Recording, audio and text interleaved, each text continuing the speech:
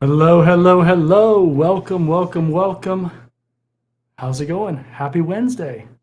If you don't know already, my name is John Good, and on this channel, we talk all about cybersecurity stuff. So, career advice, tutorials, tools, technologies, policies, standards, GRC, everything you can think of. It's a one stop shop to give you all the cybersecurity content that you need. So I want to thank you for joining me on this Wednesday.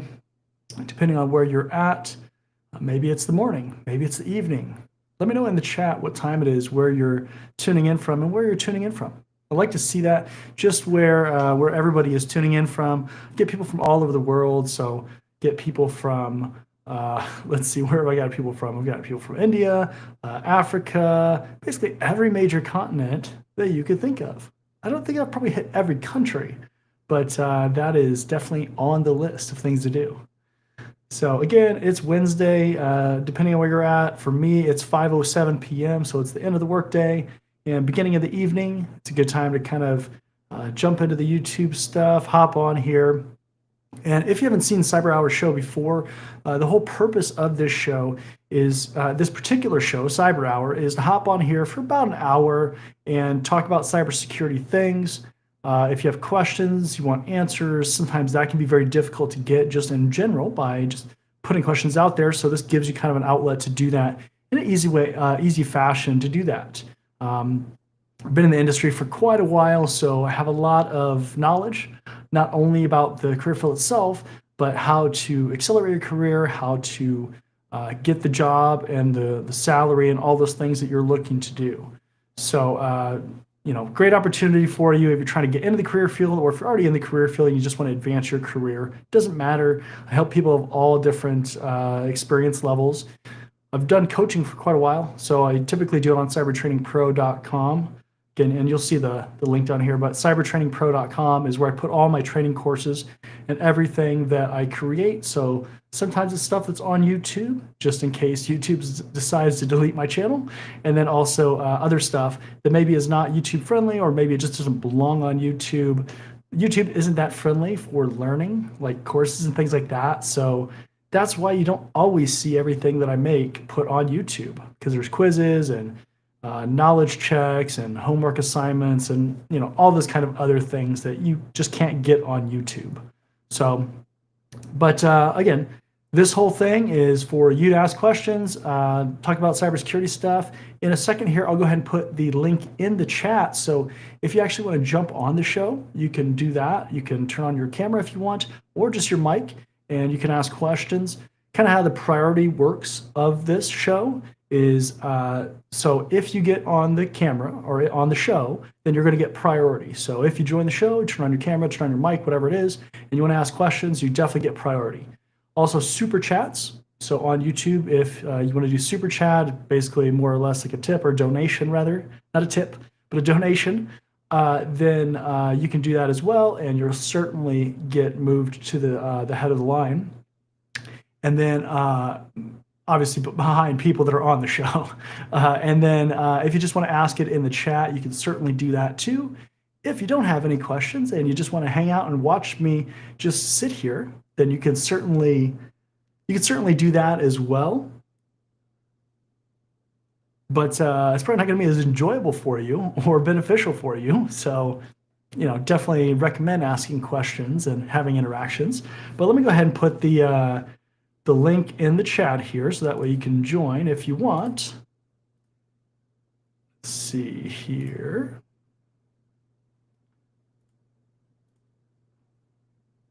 All right, refresh that. Get a fresh link. Put that.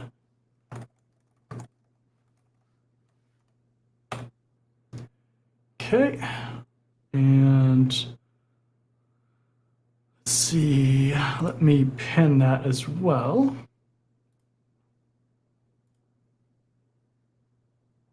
All right, so in the chat, you'll see the link. So if you want to hop on here, again, you totally can. You'll get priority on your messages, or you can obviously also just put them in chat or do a super chat. Either way, all these things are supporting the channel, really, and I'm here answering your questions and here for you. So that's one of the interesting things with all this content creation stuff is that when I was starting out, basically nobody was creating content in this career field. You had maybe a few technical people, and usually they were people like computer hardware repair stuff. Some larger names that you're probably familiar with, right? But not a lot of people were doing it when I was coming through. And so when I started doing it, then all of a sudden now we have a lot of people that are creating content, which is great.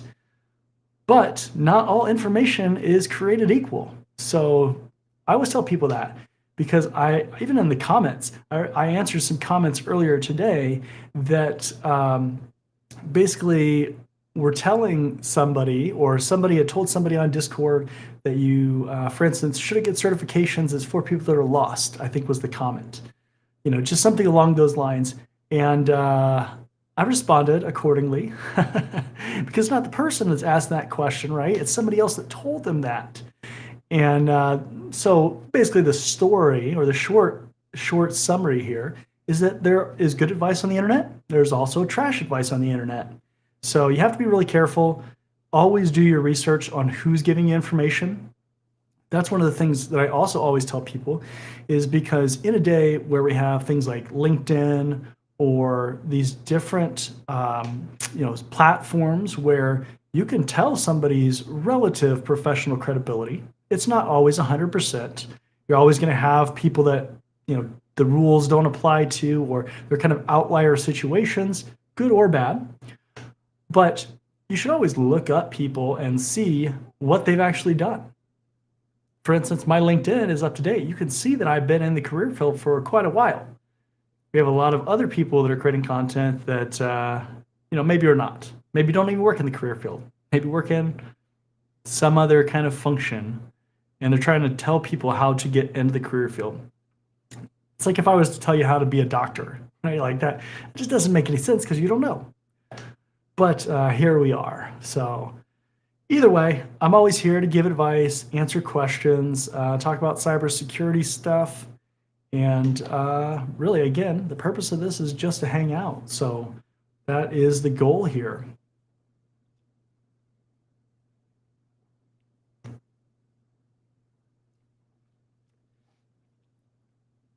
And again, too, if you're tuning in, or just tuning in, rather, let me know in the chat where you're tuning in from. And also let me know if you can hear me okay.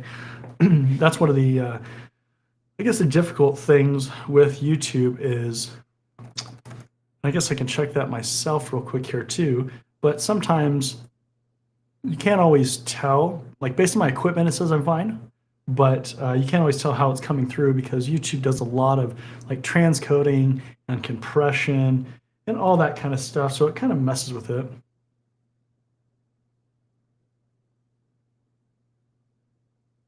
Oh yeah, we're good. Okay, I like to always make sure that that's all good. Because sitting here for, let's say, like an hour of just me on mute and like miming everything, and you can't even tell what I'm saying, that would be a disaster. So let's see here. All right. Let me turn on the chat too here. That way we're starting to get some activity here in the chat. So I just want to have those messages in there. And again, if you're joining, I put the link in the chat if you want to join the show. So it's only on YouTube. So you'll see this on YouTube in the chat section. Let's see here. So let's go through this stuff.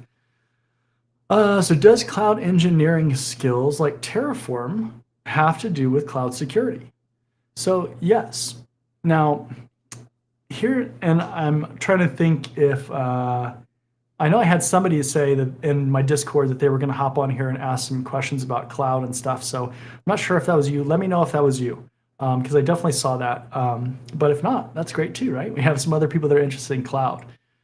So cloud, like a lot of things, can vary quite a bit as far as like the actual requirements of what you need in the job, right? Just like anything with IT or any other career field, you have all these different subsets of how companies are kind of set up and how they're configured and what you might actually do and need.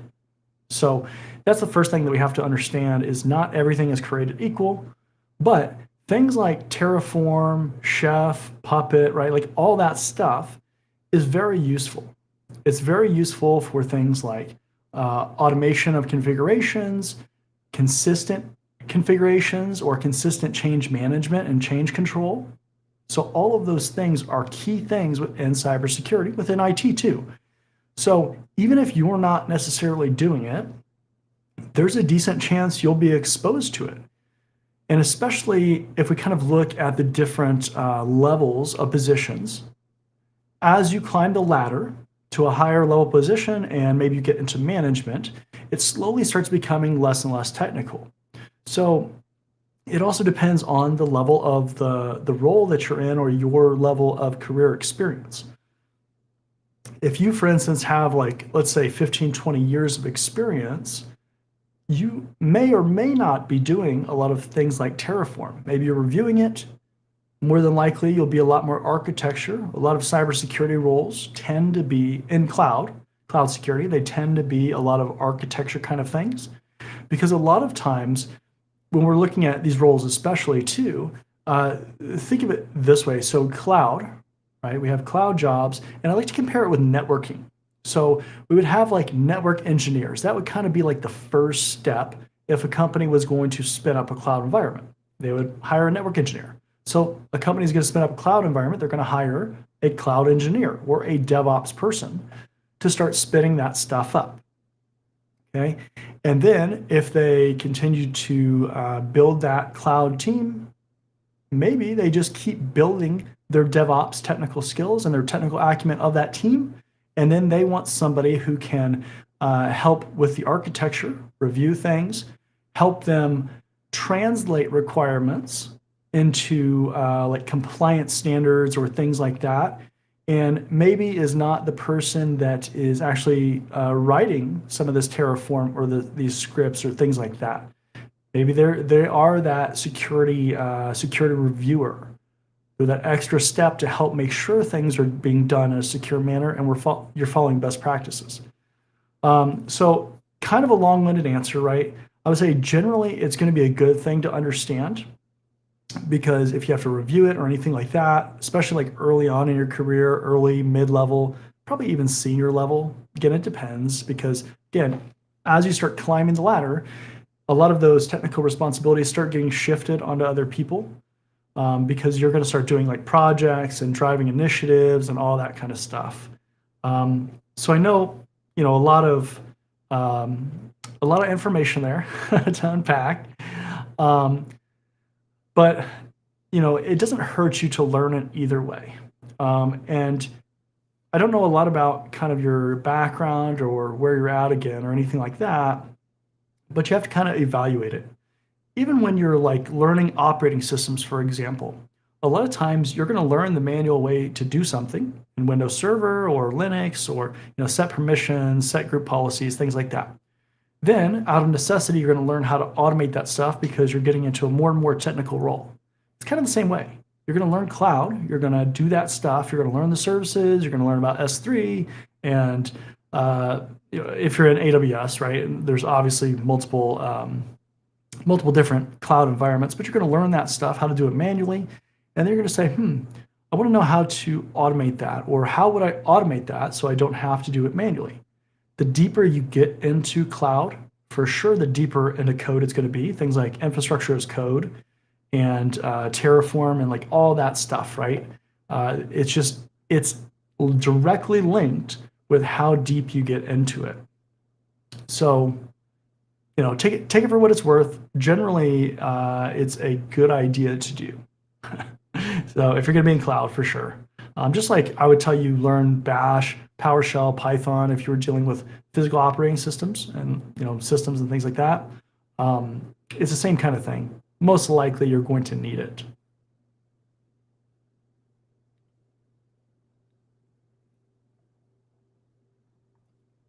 Terry's tuning in from Atlanta, Georgia.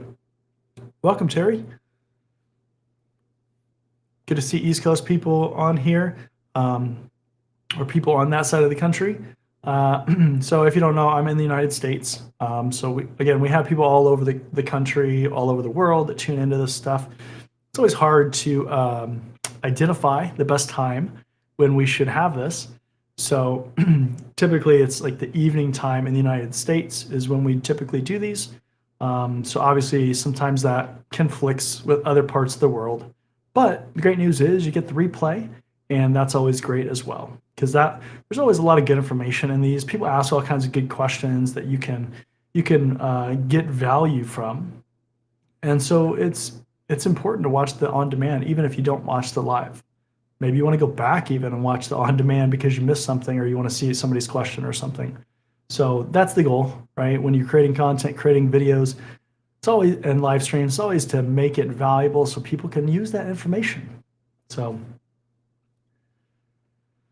let's see here. What else we got?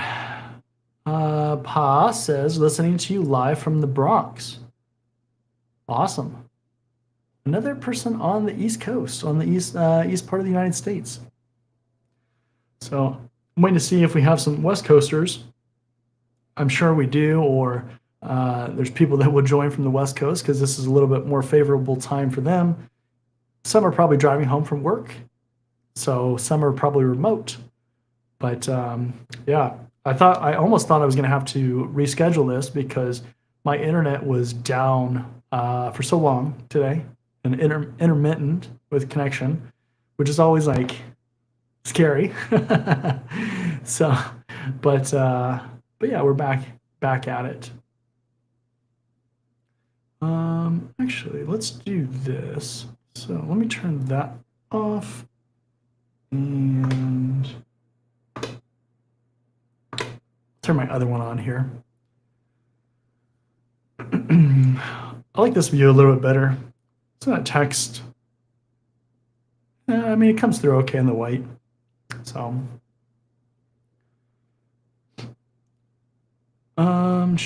hear you just fine. Awesome. Appreciate it. Thank you for letting me know. Let's see here.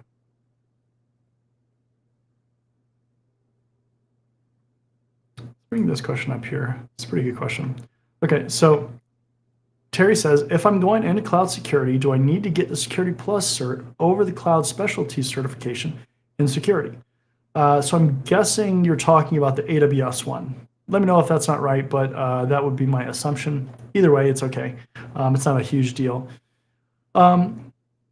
So here's the thing, right? Certifications in a lot of ways are to help you get a job. They're to help you be a competitive candidate. They're usually not the only factor that's going to do that, but it's going to help your professional resume, your appearance to prospective employers. So that's like the general thing with certifications. Obviously, you can learn things in a structured environment, so you can kind of go through that information. And a lot of times when you're starting out too, you don't know what you don't know. So it's very difficult to think about what you actually need to learn if you don't know anything, because you're like, I need to learn everything.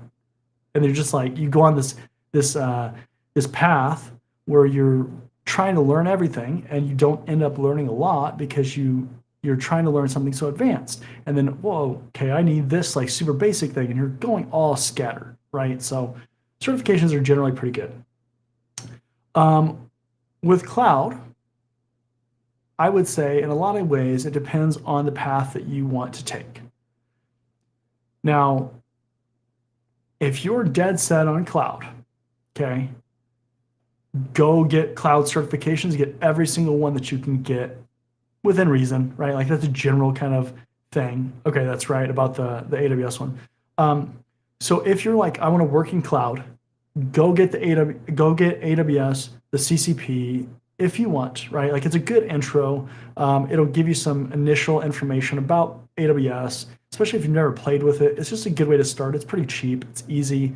You could probably do it in like a week or something. I mean, I did it in a week. So it's going to depend because, obviously if you're very early in your career, it might be a little bit more difficult for you to do that because you don't have as much background, but it's an easy introduction. From there, keep going. Get the AWS. If you want to go the security route, go and they put a path in AWS on their website as well. So check that out. It's kind of like a roadmap of what you should do. So basically follow that, but go the architect route. So get like the architect associate. I would probably then get the architect professional and then get the security specialty. I think they say on the, it's been a little bit since I looked at it, but I think they say you could do the specialty after you get the associate architect, but go all the way. If you're trying to get into cloud for sure, and that's the way you for sure want to go, you need to sell out and go all in. This is just like with networking. It's just like with networking where people would get the CCNA and they would expect to get a network engineer job. Well, the reality is that you're not going to get a network engineer job almost 99.9999999% of the time with just a CCNA, especially if you don't have any experience. But in general, you're probably just not going to get it because they're looking for people with at least that professional level of knowledge. It's the exact same in the cloud world. They want to see professional level knowledge because they've got to trust you with their cloud infrastructure that's going to be running the company. Why would they give that responsibility completely to a junior or somebody that's an associate level of knowledge? That's a disaster waiting to happen, right? So it's very uncommon that that's going to happen. Go all the way to the professional. Again, this is what I would say, go all the way professional, get the security specialty. Then you'll understand how to architect things in AWS and do all of those things. The other path is if you weren't necessarily dead set on cloud, right? But you think you might want to work in cloud, but you're open to other opportunities. The problem with going all in on cloud is it doesn't open you up for a lot of other opportunities because you're going to learn specifically things about cloud like AWS and how to do things in there. Sure, you could go learn another vendor, you could go learn Azure or something like that, but you're going to be in a cloud role. So something like Security Plus gives you some flexibility, and I don't recommend the Security Plus as your first certification. If you haven't seen my roadmap, you need to get my free ebook because it has the roadmap that I tell everybody to follow that's trying to get in this career field.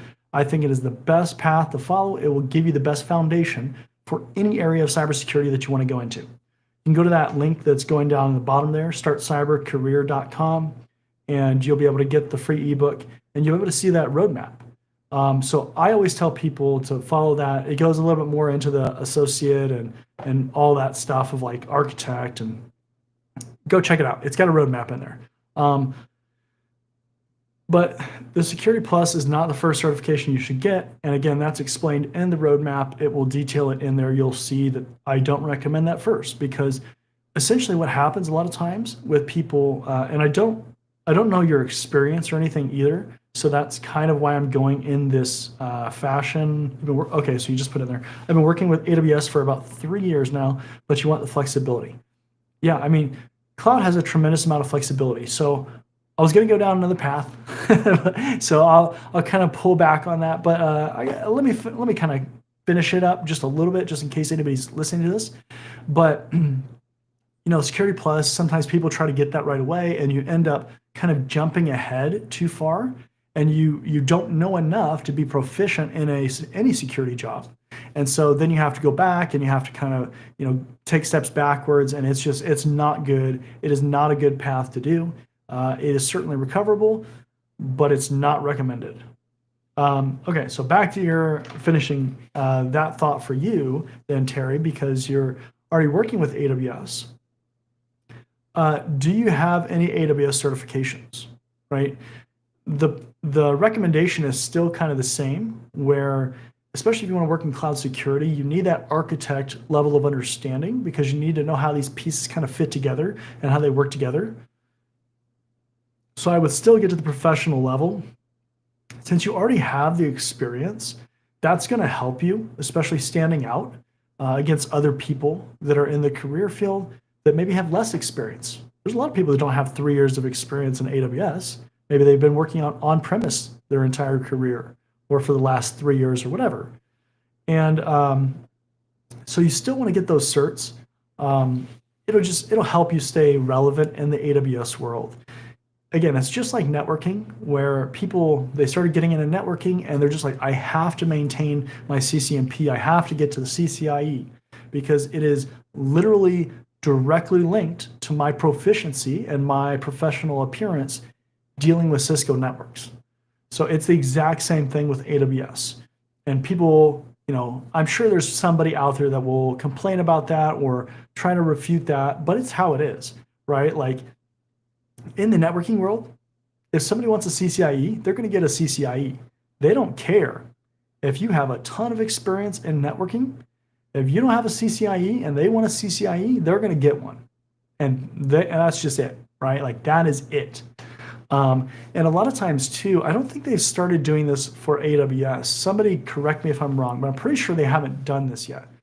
I think you personally get some discount, or I know you personally get some discount towards things like other exams and that kind of stuff when you pass AWS exams. Because I've passed one before. I passed the CCP, but what Cisco did was they started giving discounts for people that were certified to a certain level. So if you had so many CCNAs or CCNPs, CCIEs, you get certain tiers of discounts for their equipment and their services and things like that. So I would not be surprised if AWS hasn't done this already. Again, somebody correct me if I'm wrong, but I'm sure they're going to do that because it makes sense. It is a logical thing. Nurme says CCIE is a waste of life, in my opinion. Now it's starting to be. But, we're comparing different situations here. Okay. 10 years ago, and even still kind of today too, but the need for traditional networking professionals is decreasing because we don't need to spin up as many networks. A lot of this stuff is virtualized. We're putting stuff in the cloud, right? So traditional networking, the need for it is decreasing. We don't need as many elite professionals or expert professionals that are working in networking. 10 years ago,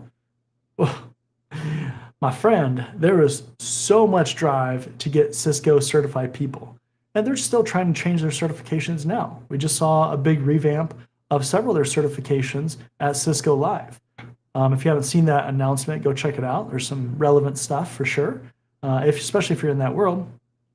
But if you're in a large organization, like let's say a Fortune 500, Fortune 50, sorry to break the news to you, but you have Cisco equipment in there, and you have a lot of it probably. So, a lot of the smaller organizations, medium-sized organizations, maybe they don't. Maybe they have Juniper, or they've moved to other things, Ubiquity and stuff like that, right? But the cloud, whatever. But there's still a need for it. I just personally don't recommend people going down generally the Cisco path anymore. There's just other better options that are more relevant, that make more sense for most people in this career field, or that are trying to get in this career field. Even in networking in general, one of the things that we always saw, and I kind of mentioned this earlier again, is like you had to get to a CCNP to even be considered a network engineer to get hired in those kind of roles. So they really tried to ingrain that into companies, and that's why they bundled it with like discounts and things like that. You saw roles like network security jobs. Those were pretty popular for a while. You still see those. A lot of times they're in larger organizations where they're dealing with networking gear. You may have a cloud job that's called like network security, even though it's like a cloud job. But, we're starting to, and this is another similarity too that we saw, is with networking and network security, people came through that path. They went through the Cisco path. They became a network engineer, maybe a network administrator first, and then a network engineer, and then they became a network security professional. They kind of came through that path. And cloud, in a lot of ways, we see that too, where a lot of people are doing cloud architect roles or cloud system administrator roles, sysops, whatever. They're going that path because not every company has siloed off the security role. They haven't created that individualized role. They expect their cloud people to do both, wear both hats. So, that's another reason why you really want to make sure you get that foundation in cloud, get those professional certs, because then, maybe you'll have to wear both hats. That is a very real possibility. Depends on the organization. If you have a lot of software heavy kind of organization or larger organization, a lot of times they'll have those different roles, but smaller organizations tend to be generalists, tend to wear a lot of hats. What kind of company do you want to work for? That's another important question. Regardless of cloud, that's just an important question in general. Not a lot of people think about that, but you need to, because it is definitely something that should influence the kind of certifications, training, jobs you apply to, jobs that you pursue. It should influence that quite a bit.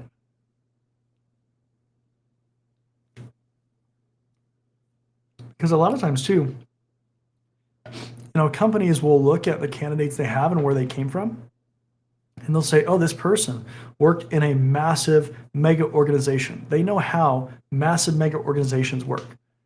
But we're a small startup. They don't know how to be agile, most likely. We're going to make that assumption because they are so used to this mega organization with all kinds of politics and red tape and everything like that, that they know how to do processes and all that with a mature system, but they don't know how to build that system. They don't necessarily know how to scale that system from small to that large state. Those are real observations or real assumptions that can be made in the hiring process. And reverse of that, oh, this person worked in a small organization. They know how to be agile and super flexible, but they maybe they don't know how to work with people because they have been a team of like 3 people that they've been working on, and they just do everything. They don't know how to go cross department with different projects and initiatives. These are things people don't think about, but I can tell you, these are literally facts that you have to be aware of as you're going through your career and the hiring process, the employment search. Because if you think of this kind of like next level stuff, this is a lot of times what keeps people from getting jobs. They get frustrated because they aren't getting jobs, but they aren't always thinking about the right things. They're thinking about I want this specific skill, so I'm going to learn that specific skill. But that skill has no relevance in where I want to go. Why get that skill then? Like, what is the point of that? You have an idea of what you want to do, but you have no plan connecting that to your career path. It's deep stuff, right? I'm serious. I say people don't think of this stuff. I coach people all the time on their careers on Cyber Training Pro, and people just don't think about this stuff. They're so tunnel visioned on very specific skills or certifications. Security Plus, AWS Security Specialty, CCP, CCNA, whatever, right? Like all this stuff is so focused, and they forget about all this other stuff that still exists and still is relevant in that hiring process.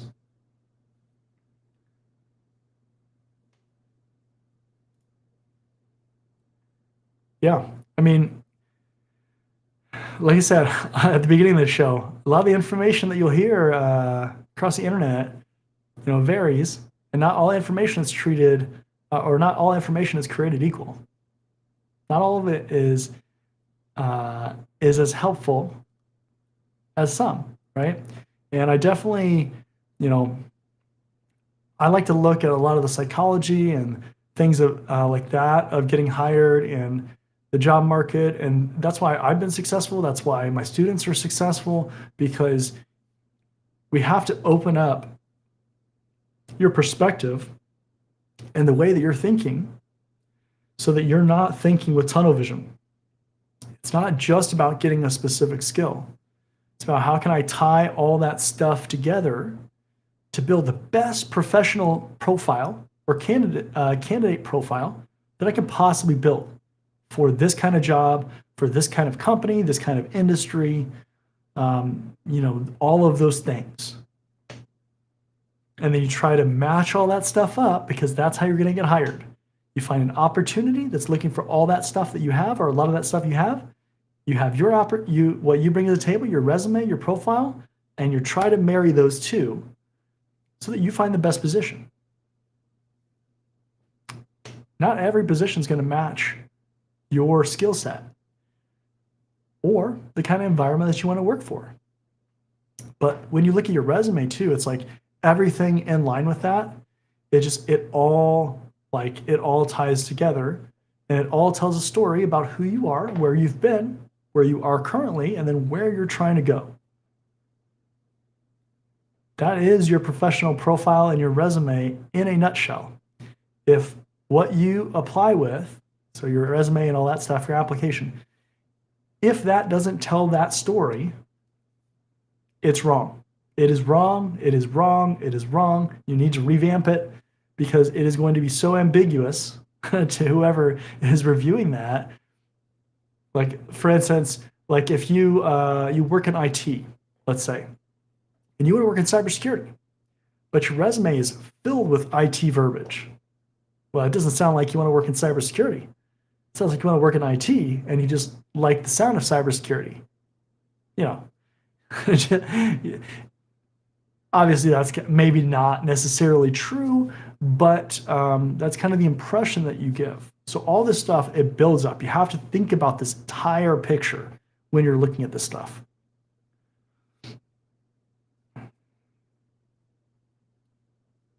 Let's see here. Bahamas in the house. Hey, that's awesome. What time is it in the Bahamas?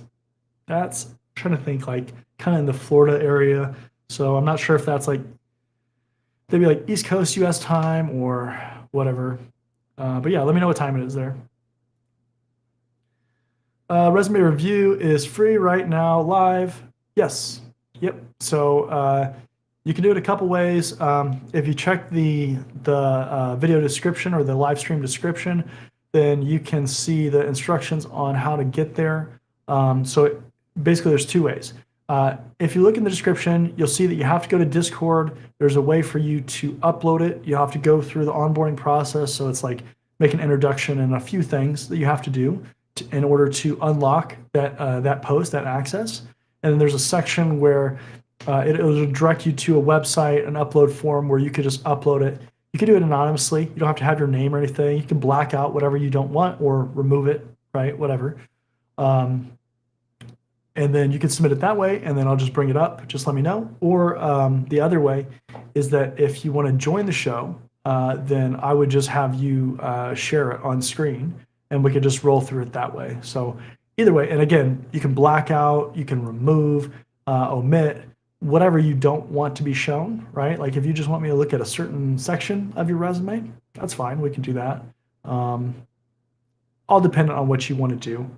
But I would definitely do that soon because resumes can take a little bit of time. And typically I like to keep these shows to about an hour. So let's see here.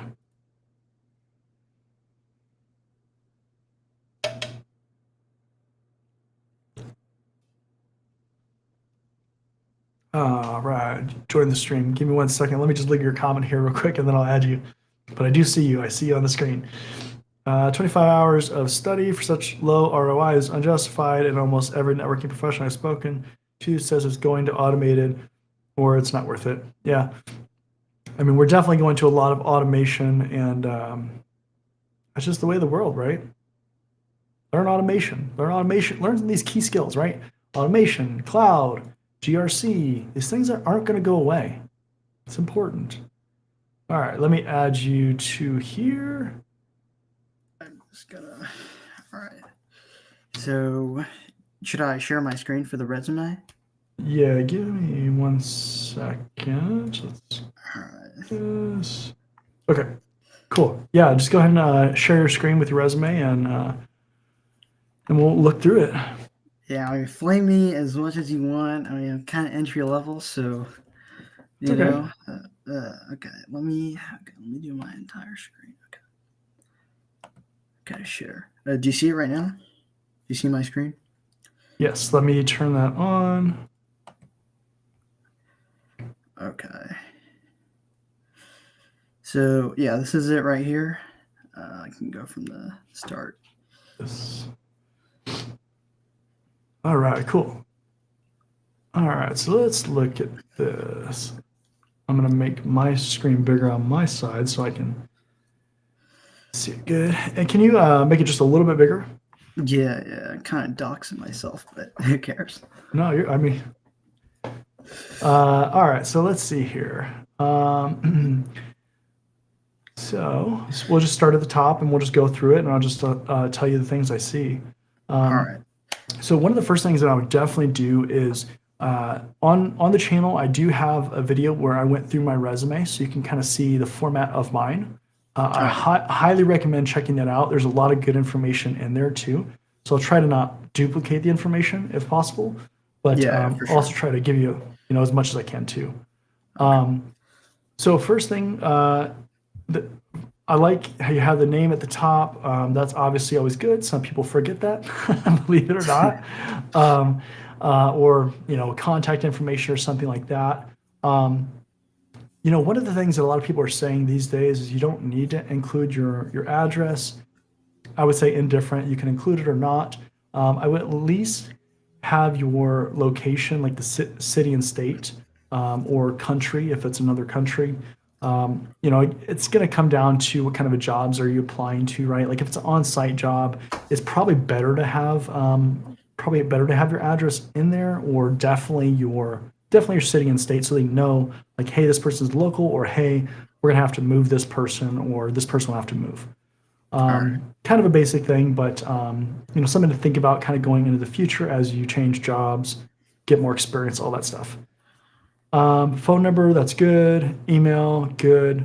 LinkedIn, I like that you have the LinkedIn in there. I would put the hyperlink in there instead of actually, or the URL instead of hyperlinking LinkedIn. All right. And the reason for that is because if they're just looking like in a printed out version or something, then it's obviously not going to show the link. If the link is blocked by their internal systems, whatever, right? Like I would just put the actual link in there.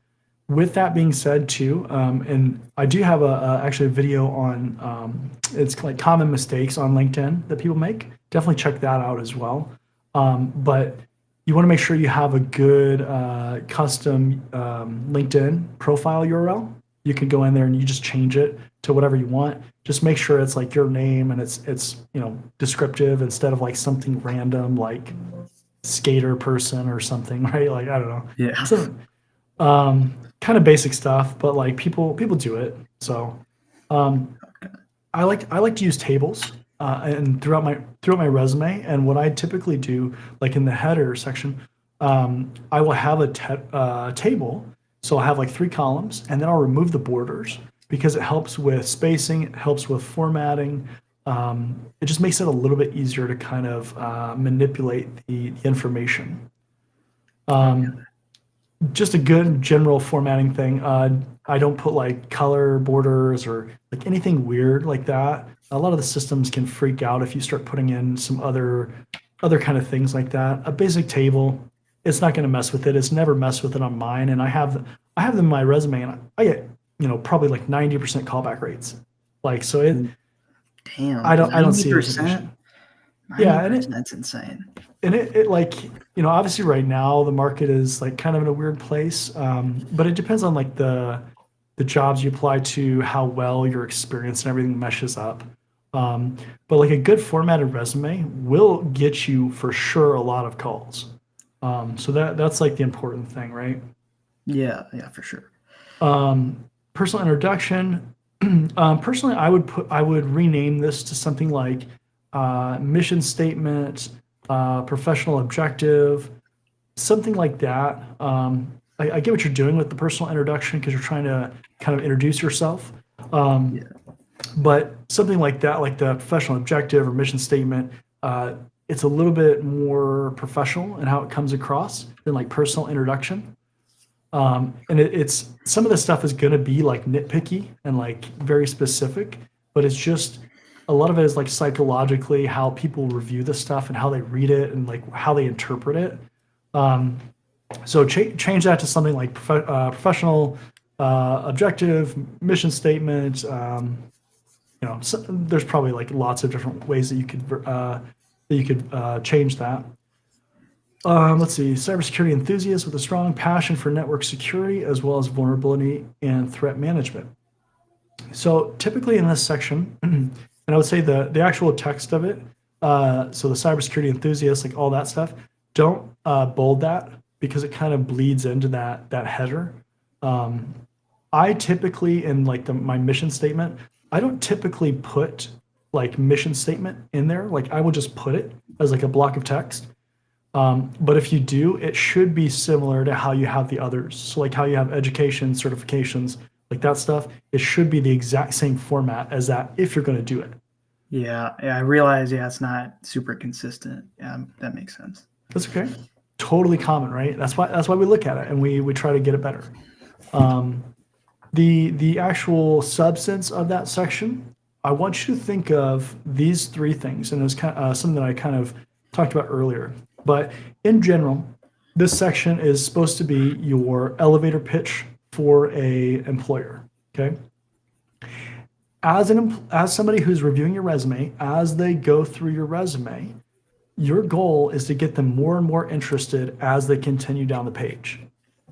So this objective statement, this should be usually about 4 sentences is what I typically recommend. That seems to be the sweet spot.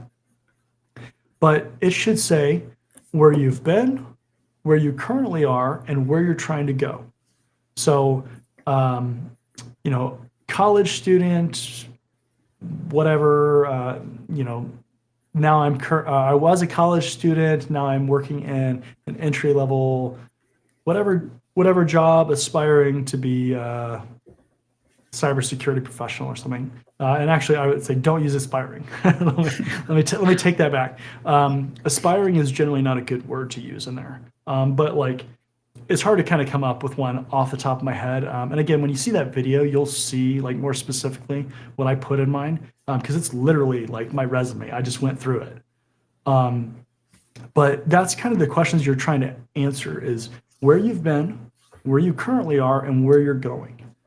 If you are you still in school right now? Yeah, I think. Okay. Yeah, I'm in school. yeah, I am. Okay, so where you've been could be a little bit challenging to kind of create. So you might just say where you are currently and where you're trying to go, like what you're trying to do, Yeah. because you don't have like the experience to pull in from that. But typically, those are the 3 questions that you would want to answer, and in 4 sentences. So a lot of the stuff, it can be challenging to be so brief, but the better you can do it and the more concise and impactful any of your verbiage can be, the better off you'll be for sure. So where you've been, where you want to go, and what's the third thing? So where you've been, where you are currently, and where you want to go. So Okay. like if let's say you had started in a help desk job and then you were in a cybersecurity analyst job and you wanted to be a cybersecurity manager or architect or something like that. You need to tie those things together. And this goes throughout your whole resume because you're trying to tell a consistent story of where you're trying to go essentially and what you bring to the table. That's kind of like ultimately what it is when we summarize like what a resume is. It's the story of your career and ultimately what you're trying to do. So that's why we want all that stuff to kind of line up. That means we want to see career progression. We want to see if you're saying you want to be in a cybersecurity role and you have previous jobs, we want to see you focusing on the verbiage that is for cybersecurity tasks. We don't want to see a lot of IT stuff because that confuses people. It generates questions. It creates ambiguity as far as like what your career story is. Does that make sense? Yeah, 100%. Cool.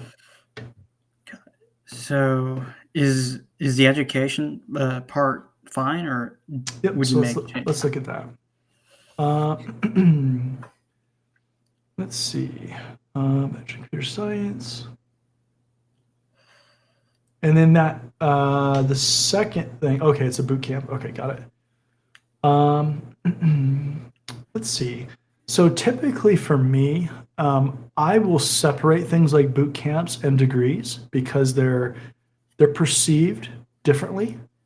And so I don't like to group them together. Like I would have, if it were me, I would have like an other training section or something along those lines. I think that's what I typically call it, as like other training or additional training, because it is additional training that can support me, but it's not degree. It's not going to give me a degree or something. So it's gonna, if we're like looking at the things that people are trying to check off on resumes, like as they're reviewing them, it's like they would check off different things. So we got to be careful that we don't combine them, so we can maximize the value of those different things. Let's see. So degree type, that's fine. It's fine to have the dean's list thing in there. You may even play with so how you have it, where you have it on a separate line. Well, a few things about on the separate line. First of all, the bullet is a different bullet than the other bullets that you have on your resume.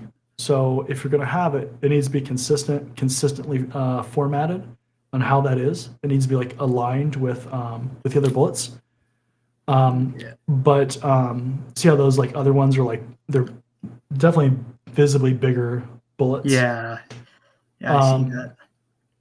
So you may play with putting the dean's list on that same line as your Bachelor of Science, Computer Science, like maybe in parentheses or something.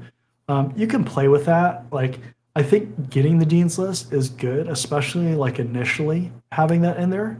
Long term, you're probably going to take that off because when you're 10 years out, nobody really cares that you're on the dean's list. No one's gonna care. They'll care, initially, because that kind of shows, hey, this person is coming out of college. They don't have experience necessarily, but they were on the dean's list. So we know they can work hard. We know they can put in effort when they're focused and all that stuff. So, but yeah, so eventually it'll drop off, but you can kind of play with it. And a lot of times with resumes, it's honestly results driven. So like, if you're submitting a resume, and this is just in general, and you're getting, let's say, 10% or less than 25% callback rate, you probably have a decent amount that needs to be changed or revised. If you're getting like a 50% callback rate, you may only have a little bit of stuff that needs to be tweaked or kind of changed. If you're getting like a 80+% callback rate, don't change like anything. Because it's results based, right? Once we start changing things, it can start changing how it's read, how it's perceived. So you just have to be careful with that just in general. But you can totally play with stuff as you're kind of going. I'm just kind of giving you the general framework and the things that I do and the things that I think of when I'm going through resumes and what I tell people to do, because it just works. But there are some things like that where there's a little bit of wiggle room and how you can play with that too. Yeah, I would imagine. Let's see here. Okay, so let me support vectors, foundations of AI. I just want to make sure there's nothing that I missed on there. Researched algorithms, develop projects on forward back propagation model deployment. Okay, let's see the dates and everything. Okay, yeah. Other than that, with education, I think that's fine. One thing that I'll say too, kind of as we're still continuing down this, is you want to be aware of how much white space that you have on your resume, which is sometimes why I say like combine lines or maybe extend lines, shorten lines. I tell everybody that's writing a resume, each bullet that you have should be no more than a single line. You never want it to spill onto another line in the tech career field. In like a sales career field, it's way more acceptable, right? Like if I was going for just a sales rep kind of job, not necessarily like a IT job or cybersecurity job, no problem. It's kind of expected. Education, it's definitely expected that I'm going to have bullets with multiple lines. In tech, people are just like they just want it like much more quick, much more to the point, impactful. So as you're creating lines, any kind of bullets in your resume, be aware of that. Try to maximize that space. And like for instance, so in your where you have like the awards for the Cal State education, there's a whole bunch of like white space, and then we look at the next one, and it's significantly less, right? We kind of want all this to kind of look pretty uniform and similar across the board. So we want a lot of similarities in formatting and structure, so that way people can read through it. It's not like throwing their brain off as they're like, oh well, this is like weird, or this that was weirdly short, or that was extremely long compared to everything else. Um, some of it's psychological, but also just it can be easier to read, get through. White space tends to distract people, so that's why you got to be really careful with it.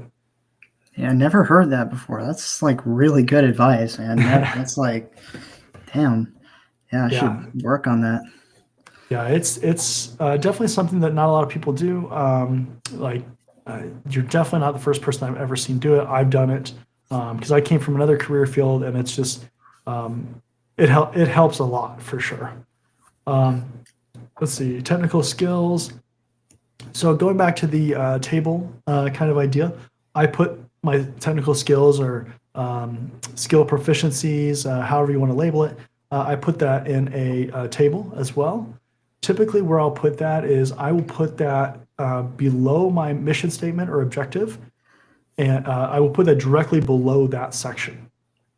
Like The, before the education, right? yep. Okay. Main reason is I'm trying to give a quick kind of bullet section where people can be like, oh, okay, like you have this, this, and this kind of thing. What I typically will do too is that, and this is going to be helpful because I do see you have experience, which is good. Um, so typically in that skills section, what I'll do is I will put higher level terms. So I'll put like, as an example, incident response. I will put that higher level term in that skill section because again, this goes back to me trying to generate interest and people continue to read my resume. So I want them to know I have incident response knowledge or skills or experience. And then we start getting into my experience section. That's when I'm going to start being like, okay, this is how I'm going to connect that dot, that incident response dot, to this experience because I'm going to explain what my incident response skills or my experience with that is. And then I'm going to list also in that experience, I'm going to try to list things like technologies that I might use, any kind of metrics, if I can save a company man hours or money or make them money or whatever, all that kind of stuff is helpful. The reason why I don't like to put tools in the skill section, especially, is because let's say I put a tool, let's say I put like, I'm just trying to think, let's say I put Juniper, right? I put Juniper in my skill section, but this company's looking for Cisco. Maybe that recruiter doesn't know what Juniper is. So they have no idea what Juniper is. And so they kind of get it in their head that I don't have Cisco knowledge or experience. Versus if I put networking knowledge or something like that, right? You can use this in a lot of scenarios. But if I put that higher level term, now they're already thinking that I have this skill, this proficiency, and they're not as fixated on the specific technology. A lot of technologies and tools can be learned. Like it's not, in a lot of cases, it's not like this thing where it's like, okay, you only know this tool, you can't learn this other tool. Sometimes companies like have an immediate need where they're like, oh yeah, like I need you to have Cisco experience. because you're going to be literally leading my infrastructure or something. And I keep going back to Cisco. It doesn't matter. It's like, it can apply to a million situations. It's just an easy one to reference. But getting them to kind of step away from the specific tools and technologies and understand just like the higher level skill that I have that. It's like, okay, like they're already starting to be convinced. And then as they start to go through the rest of the resume, they will just continue to build that that assumption that that I have that skill, and they're like, oh well, he has Juniper knowledge. He did networking with Juniper, but he has networking experience. He did networking. I'm sure he probably can learn Cisco. So it's kind of this like full circle thing where we're trying to connect all the dots and make it progressively more enticing. Wait, so for instance, like right here, right, I got SIM and I got Splunk. Do you think I should remove the Splunk? Yeah, that's a perfect example, right? So I would try to find a way to take that Splunk skill and build that into, if it's not already, into your experience, training. You can do this. It doesn't have to be necessarily experience. Training, job experience, volunteer experience, whatever, because it's kind of accomplishing the same thing.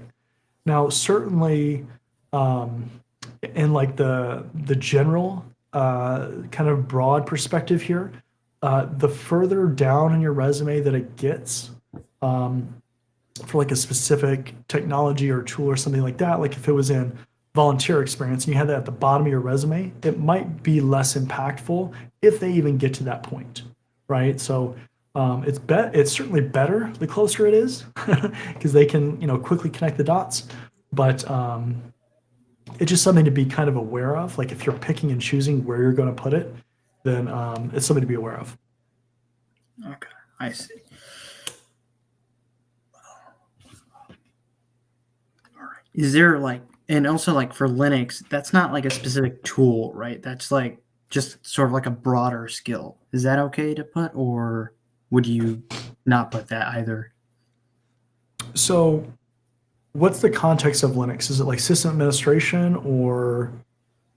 Just like, basic scripting in that sort of context. You could leave it as Linux. I mean, I would lean more towards like if you have basic system administration knowledge or like basic operating system knowledge, putting like operating systems, or it's just like Linux is a weird one, right? Because it's Linux. But I always lean towards that kind of tiered approach. What is the higher level concept that I can use? Because also too, it's like if you put like operating systems, then that's potentially going to cover Linux. Maybe you have Linux in your resume. Maybe you have Windows in there.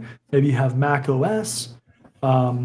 It's a broader thing, and we're not putting ourselves in a box super early on for that reviewer. So it's not wrong if you want to keep Linux there, but that's certainly kind of how I look at it and how I lean is I want to be. It's like a reverse like pyramid, right? Like I want to be broad at the top, and I want to get more specific as we get to the bottom. I see. Okay, just writing all of this stuff down. No, yeah, you're good. I'll answer this comment too while you're doing that. So Yeah. Terry says, "Are you only reviewing cybersecurity resumes during these cyber hours?" So for this, yes, but if you also go to cybertrainingpro.com, you can also sign up for career coaching, resume reviews, stuff like that on there as well. But yeah, so this show once a month, we do these resume reviews and things. Cool. All right, so let's keep going here. Certifications.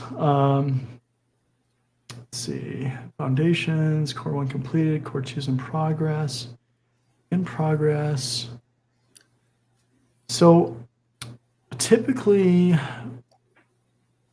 What do you have right above this section? Is it skills right above this? Yeah. Okay. So the order that I probably would put this is I would put skills, certifications, education. Um, Now you have a few certifications, and especially as you start to fill that out, that will become that'll become helpful. And it's kind of like quick wins, like as you get more of them, or like key ones. Um, the One of the things you have to be careful of is, and also too, so like you have in progress like a capital I versus like lowercase I, and the one above it. So for Security Plus Oh, and then A plus, all this stuff you have to be consistent with any kind of formatting, any kind of bullet sizes, tabs, all that stuff, right? Like be super cautious, go through it with a fine tooth comb. Just make sure you're consistent across the board. Um, you have to be careful with too many certifications that are in progress. Um, it's understood in a lot of cases that people want to pursue multiple things at one time, or maybe in some ways that they are. Like maybe you're watching a few Security Plus videos and you're mainly reading A plus or something like that. Um, you just have to be careful with that, because if you put too many that are in progress, it typically loses its like appeal. Um, I usually will say put one as in progress, because that shows that you're focused. Again, if you have like, let's say five, it just shows you're scatterbrained and you have like no intention on what you're trying to do. Um, so you can have two. I mean, if you're gonna have two, I would put like your anticipated completion date. I think the other thing that's kind of ambiguous on the A plus is you have a completion date, technically the June 2025, but then you've said you completed one exam and you're still pursuing the other one. So I think you have to just be pretty clear about that. Whether it's saying completion date for core two is this date, or again, it's one of those things you have to just kind of play around with. I personally would only put the A plus if you're still pursuing it. I wouldn't put the Security Plus in there too. Again, it's all about intention. It's all about showing focus. We don't want to have this assumption that we're trying to do a whole bunch of things at once, because realistically, if we see like a whole bunch of things on one resume as like currently pursuing or in progress, we know all that's not in progress, because it's like impossible to do a whole bunch of stuff at once. And also too, just from a learning perspective, it's better to just kind of focus in on one at a time. There's a lot of people that have tried to do two certifications at once, myself included, and it usually just doesn't work out. So really try to go full force into one, and then get that, and then get the next one. yeah. I remember your video on the A plus is like, don't get it. I agree with that. This certification's a drag. Like, geez, they make you do one exam and then they make you do a second one. It's just like a Yeah. bunch of troubleshooting. It's like, geez, man. I want to get Yeah. into like networking or something, Yeah, and I mean that typically I tell people to learn networking before even the Security Plus. I I did the Security Plus first, and so that's how I know why I recommend that, because I went back. I had to learn more networking. I just didn't have enough networking knowledge. Um, and so there's all kinds of different ways that you can do it, but that's why I kind of recommend in that order. The A plus, I mean, depending on how close you are, you've already passed the one exam. It's not going to kill you to finish it. I wouldn't let it drag out for like a year. Yeah, no, I got my exam like scheduled for like tomorrow, so Oh, okay, yeah. perfect. Yeah, so hopefully you pass that. You'll be able to put completed, and then you'll have in progress for like the Security Plus. So Yeah. um, sometimes companies want like the validator, or like the verifying ID or whatever. Um, you don't have to put that in there. But what I do typically tell people is, when there is like so for instance, like the CompTIA Security Plus, a lot of times I'll tell people to bold the Security Plus, because or if it was like a CCNA, right? I sometimes I will spell out the full name of the certification, and then I'll have CCNA, and I will bold that piece. Because I want, especially if you get a bunch of them or there's a bunch of text in there, I want it to be very clear that, hey, I have CCNA, or I have this, or I have that certification. The CompTIA ones are kind of weird because they're like, that is the name. So it's like some of these other ones, like the CISSP is like a much longer name. And it could make the formatting kind of weird sometimes.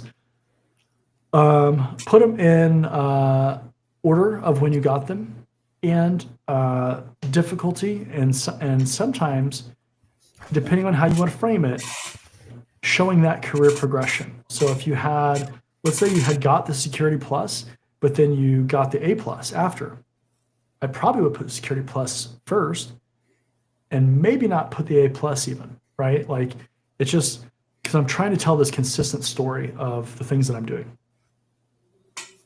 Yep, makes total sense. All right, let's keep going here. I don't want to take too much more time. How much? What do you have on here? Okay, just this last section. Yeah. Cool.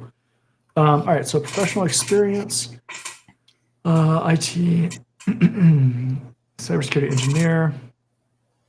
So, and you'll see this in that video on resumes as well too. Typically, what I will do is I will put the company name on one line. So, company name, location, dates that I work there, and then on the next line, I will not in a bullet, just the very next line, I will put I'll put my title, my job title, because it helps kind of like well, specifically, one of the main reasons for that is, especially if you get multiple jobs in the same company, it gets kind of weird in the way that you have it formatted right now. Like, let's say you had two jobs at World Tech. It looks better as far as like digestible if it's like, okay, you worked at World Tech, you did this job with this experience, and then you had this job with this experience. It's not necessarily wrong how you have it. Um, I think it formats a little bit better. How I was saying it, um, which again was the company name, location, dates. Very next line, your job title, and then the experience stuff. So you can try this out. You can try both ways and see if one works over the other. Because if you have success, then it's fine. It's not a big deal. But definitely a preference of mine. And also, like, to what extent do you think you can like embellish your experience? You know what I mean? It's like you didn't do like that much, but you want to like kind of make it seem that you did like a lot more. Like, to what extent do you think you should like kind of cap it? You know what I mean? Yeah. So you can only shine the experience so much, and you have to certainly be careful, right? The It's definitely going to be one of those things you're going to have to try out and see, like, when you write it out, how do I feel this is indicative of my experience that I did, or do I feel like it's a substantial stretch? Like, if you were like, I'm an intern and I wrote the enterprise policies for the GRC program, probably more of a stretch than what you probably actually did. um, if you were an intern and you did vulnerability scans to track their remediation or their identification through remediation or something like that, more of a realistic kind of scenario or task. Definitely more relative to what would be anticipated for that kind of job. What you can do too is you can use job postings to kind of help formulate that. So if you see, let me look at like a few of these here. Um,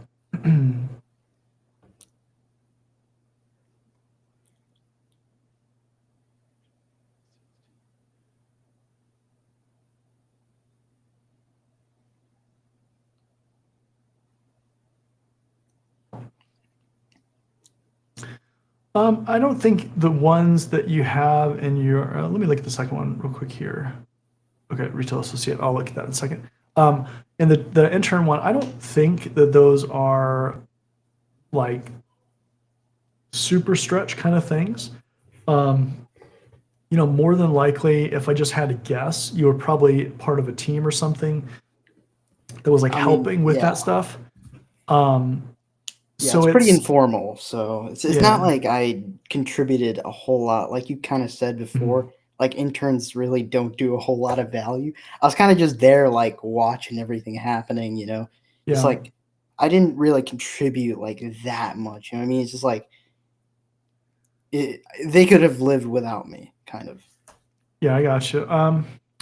I mean, it's definitely something you'll have to play with, and really try to focus on the specific things that you did. Because, like, a lot of times, I would say an intern, it's going to be expected that you probably were shadowing somebody. Um, you probably were, again, a part of a team. Maybe given some kind of basic, or more on the more basic side kind of tasks. Um, all of that stuff is okay. Like, as an intern, you really like you don't have to stretch a lot of that stuff because it's kind of just like there's an expectation of what you did as an intern just for somebody reviewing it, like reviewing your work experience. Um, Certainly, the more specific that you can be, the better. The more that you can show that you added value in any kind of way, the better. Um, it's going to be hard as an intern in a lot of cases to show specific like metrics. I've seen very few intern resumes that are easy to show metrics, but if you can, I mean, you have one in there, certainly beneficial, and that's just kind of in general. Um,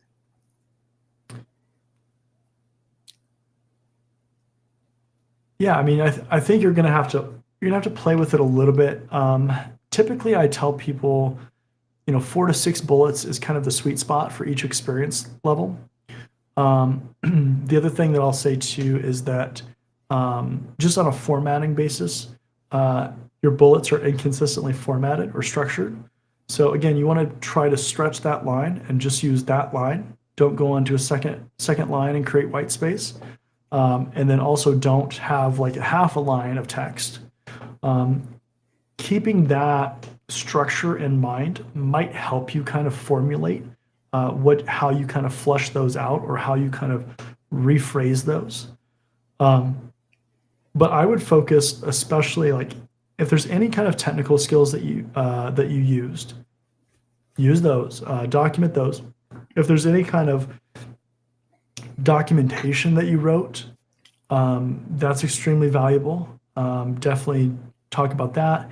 Any kind of cross collaboration, like cross department collaboration, talk about that stuff, like working as a team. Like all that kind of stuff is definitely like stuff that would be expected on an intern experience. Um,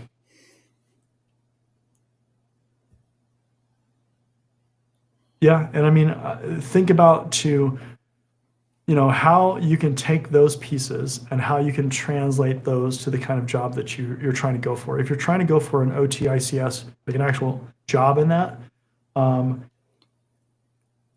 maybe it's okay to like those test scripts and things like that. Like if you could do that like yourself, like that's something that now you've done it and you could recreate that, then I think you're okay in putting that, right? Like you were part of that, you contributed to that in a to a certain level.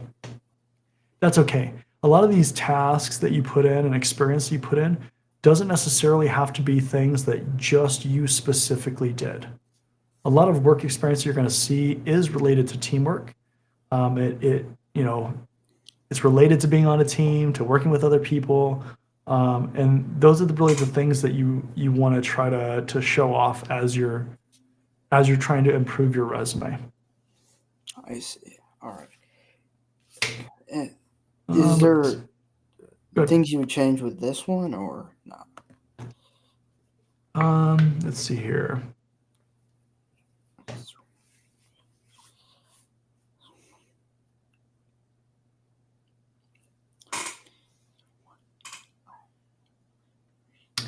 So a couple things. Definitely the structure again, right? We want to try to make it a single line and use all that space.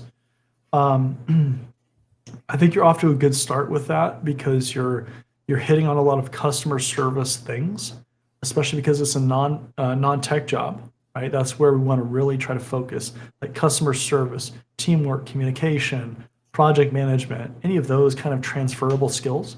You definitely want to focus on. Um, what I would challenge you when you're doing bullets is think about the impact of that statement. So like I did this, what was the impact of that? The better that you can connect those dots and tie all that together, especially in a single line, because it's going to be challenging, right? The single line thing is difficult sometimes. But the better that you can show the impact of that, ideally with metrics, but even without it, but you can show that impact and make that like hit home for whoever's reviewing it, the better off that you'll be.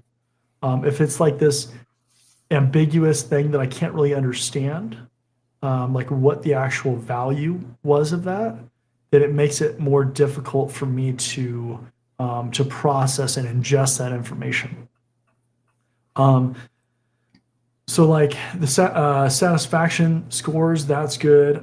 If that related to maybe like store metrics or something, like you had a goal of like 100% or 90% or something. If you can show that relationship, it just helps give more understanding and context of what you did. Let's see here. This is kind of like made up a little bit. It wasn't like there's no like quantitative measurement for like satisfaction. I mean, there probably is. They always shoot for 100%. So yeah, that's true. But I mean, that's just like an example of how you can kind of connect those dots because like you're trying to just make as impactful statements as possible, really. Yeah. Okay, so leadership, student volunteer, deliver foundation, Dublin, California. Let's see here. Oh, okay. So one thing that I see for sure with your current internship job and then this leadership, the volunteer thing, if they are current things, they need to be written in present tense. So like your OTICS job, it's like identified, developed, advised, collaborated, but you say you're still working there. So it needs to be identify, develop, advise, collaborate, like those kind of things. Same with the student volunteer one. You have directed and supported, conducted outreach, make those present tense. And then if they go to past jobs, that's when you would transition those to past tense. Yeah, that makes a lot of sense. Past.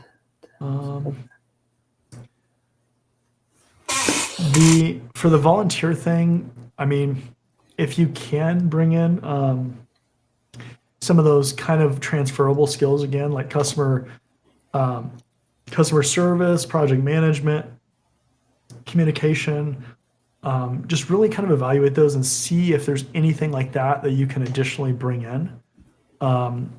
Because again, you're trying to tell the same story across the board. So you ideally want to have things that all support each other. So if you had, all those kind of transferable skills, it's like, okay, not only are you doing those in an internship, you're also doing those in a volunteer position. I see. It's not for that one in particular. I mean, if it doesn't if none of that stuff exists in what you're doing, it just doesn't exist. It's not going to be like make it or break it, but it can certainly help just to support the other things. So I would definitely challenge you to try to do that. Okay. And also, like, this sort of like white space in this like footer here and this like white space here. Do you think I should like get rid of that, or it's okay if it's like kept? Like, should I like kind of fill it to like till the bottom, or like what do you think about that? So in the header section, I will always go into Word or Google Docs or whatever in the actual like header thing that you can do. Put all of that text in that section. So that should push that up more towards the top. Because you're going to have like a little bit of white space by doing that. But like right now, you definitely have a lot kind of at the top because it looks like it's more in the body, maybe. So definitely move it up to that header section. Also, the header section, if you have it in there, it'll show on every page, which is a good thing to do as well. In the footer section, I would put page number for sure. Because if you get multiple pages, you don't want there to be confusion that you have multiple pages, especially if they only see the second page. I don't typically do like one of two or something like that. I'll just put like the single number. You could also put like I've put in mine's like certification logos as I've got them. You have to be careful because you don't want those to overtake the resume, but they kind of just sit along the bottom. People have stated that they have like issues with the ATS systems. I've never had issues with that, and I've had those in there for years. So I don't see it as a problem. But if you're leery about it, then just at least put the page number in the footer. And also, is it okay for like entry level guys to have like more than one page, or is it like a no? Like, It's all relative to how much experience and knowledge and things that you have. Generally speaking, I would not expect somebody as an entry level person to have more than one page. It doesn't mean it's not possible. Like let's say you had a whole bunch of bug bounties and CVEs that you had discovered, maybe you're going to have more than one page. Like that's possible for sure. And you just don't have work experience, but you have all this like training and like, things.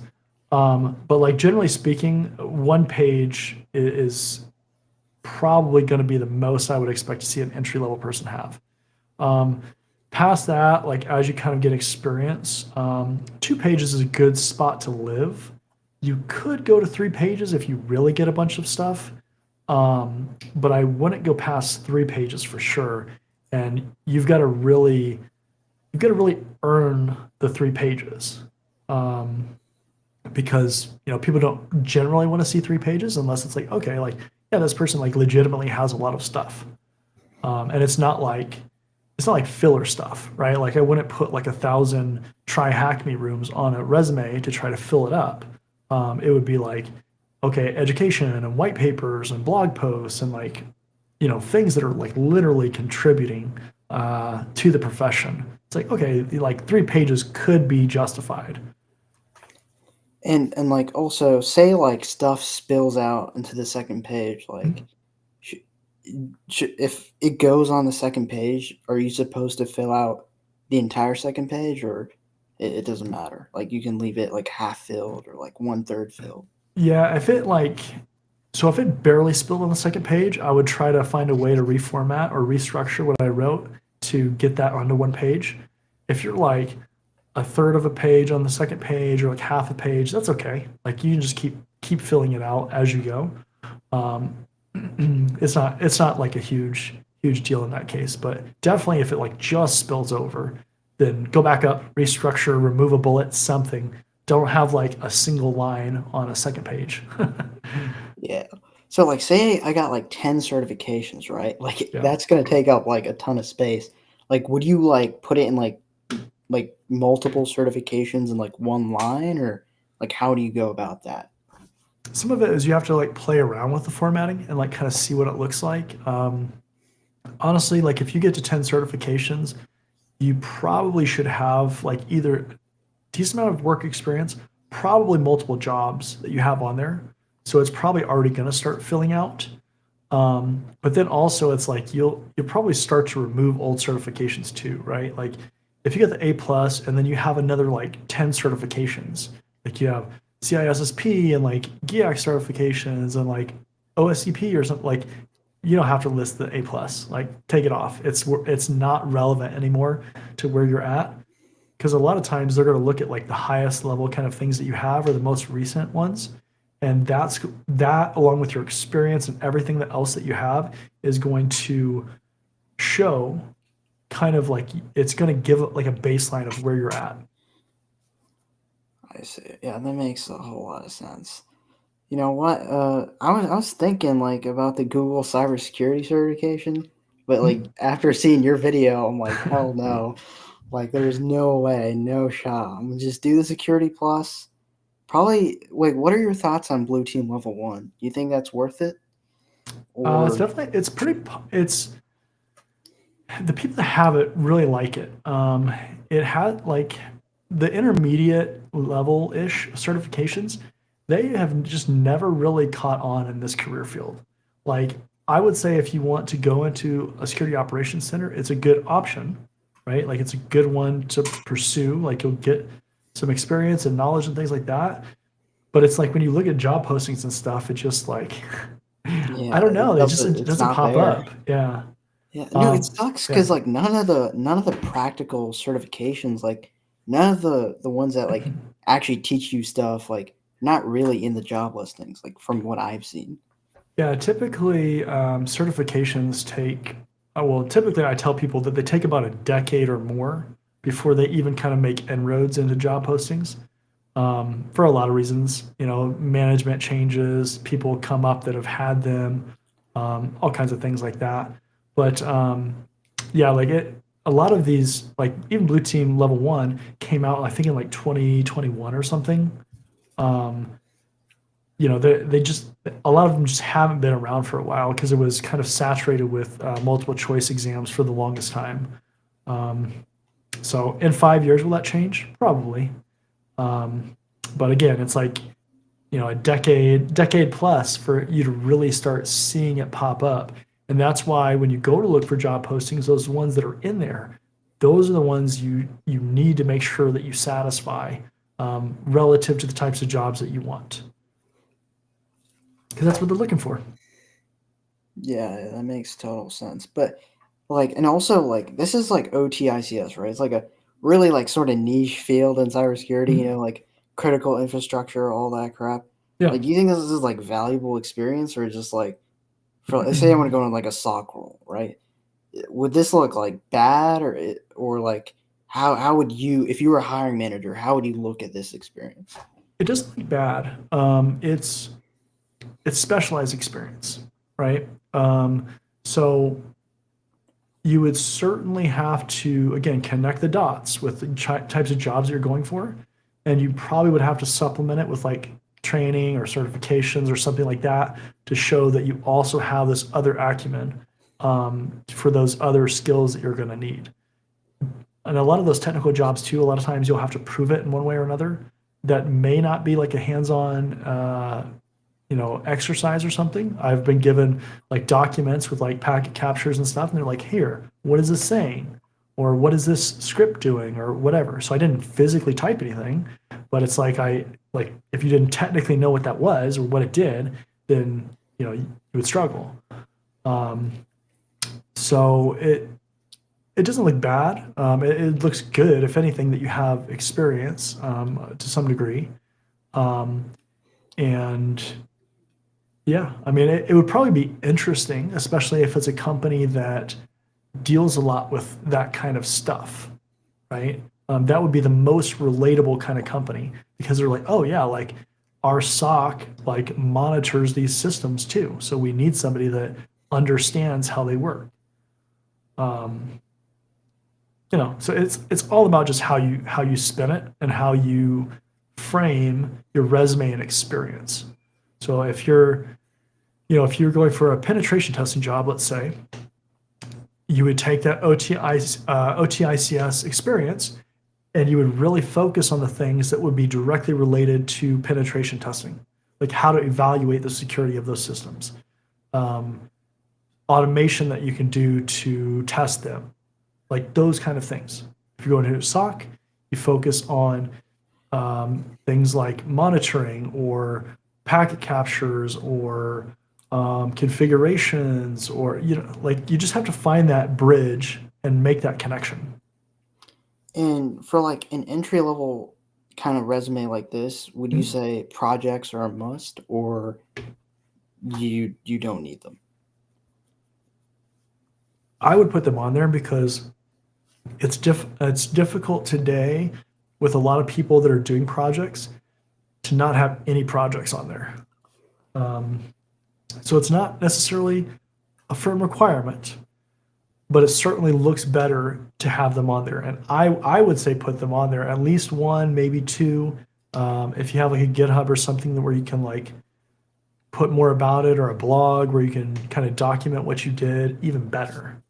Yeah. How would you format it? Like if I put the project, like what would I put? Just like an app or something? I mean, maybe not like an app, but like Wireshark, like you know, uh, Yeah, very similar to like capture. what you do with your professional experience. And in that video too, I have a project section in mine as well. It's literally almost the same kind of setup that you would have for like a job experience. It would be a project section, and then give it some kind of title, something that kind of explains what it is. Ideally, the catchier the better. And then give a little bit of context to it, maybe like a bullet, maybe two bullets. Not anything like substantial, because you don't want to take a ton of extra space, um, but you want to be as kind of descriptive as possible. And then, if the best thing that you can do is if you can link that to a full description, a write up, scripts, something associated to that, that is like next level, of how you're doing that. Yeah. I see. And yeah, I just had like one last question. So, Sure. I went on your LinkedIn and I noticed that you had like experience at like a defense contractor, Northrop Grumman, if I'm right. So, did you how did you get the security clearance for that? Like, how does that process work? So for those, you have to apply to them basically. With clearances, typically there's a few ways you get them. Either you go into the military. That's a fairly common way, and a lot of jobs in there will require some kind of clearance. Um, or a lot of times those contractors, especially the large ones, they will sponsor you through that process, meaning that they will submit your paperwork, or maybe they will hire you on and you will do just administrative work or kind of other work until you get your clearance. And they'll just have you employed during that process. A lot of the small contractors don't tend to sponsor people, so that's a lot of the people that were military or they were already in the industry and they switched to different companies. Um, but you just have to kind of look for those jobs, and see. A lot of times they'll say like willing to sponsor and stuff like that. And yeah, I mean that's pretty much it. It's just applying to them, and it's very similar to any other kind of job. You just have to find that criteria where it's, again, willing to sponsor you and not like this is a firm requirement. Because if it is a requirement where they can't sponsor you, then they won't be able to bring you on, and it's not something that you can just like proactively go do. It literally has to be one of these contractor companies or the government that will take you through that process. So, like on Indeed, they would have like the requirement you need like a top secret clearance. Should I Mhm. still apply to that or should I just You not? you can. I mean, it all depends on what they're looking to do and who they need, when they need them, like how fast, um, what you bring to the table. Generally, the higher level the clearance, the less likely they are to sponsor somebody that doesn't have something close to that.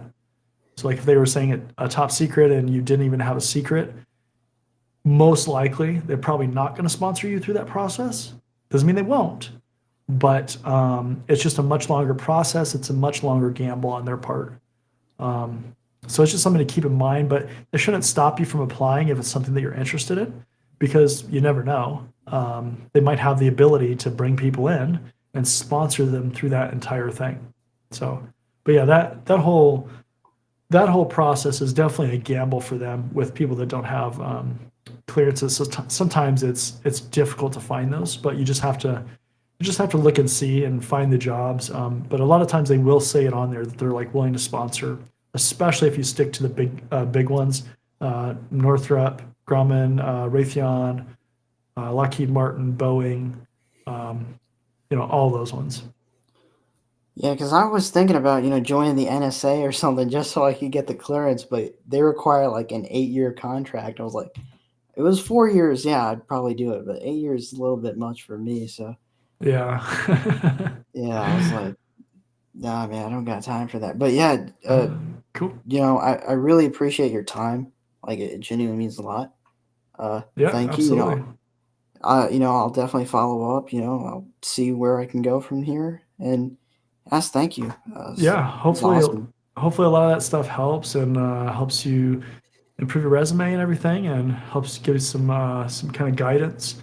And yeah, definitely just keep me updated and let me know how it goes. And appreciate you hopping on here.